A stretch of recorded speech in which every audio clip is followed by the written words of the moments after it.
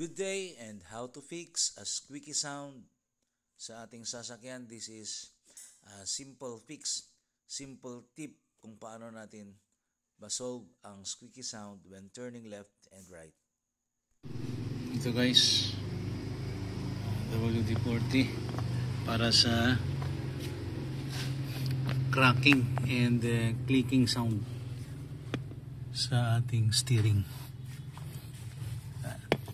So ito yung tuyo na lalagyan natin. Ito yung isi-spray natin guys. So spray natin ng WD-40 para mawala yung tunog.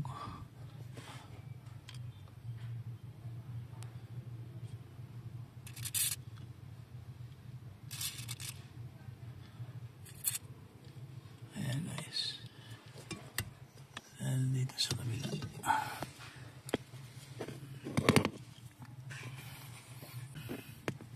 Okay na.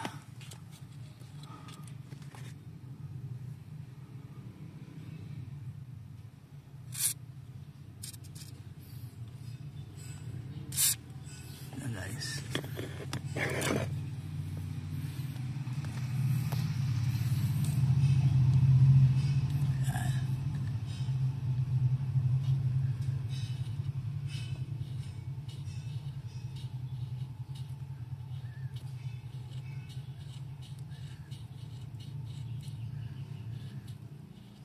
All right.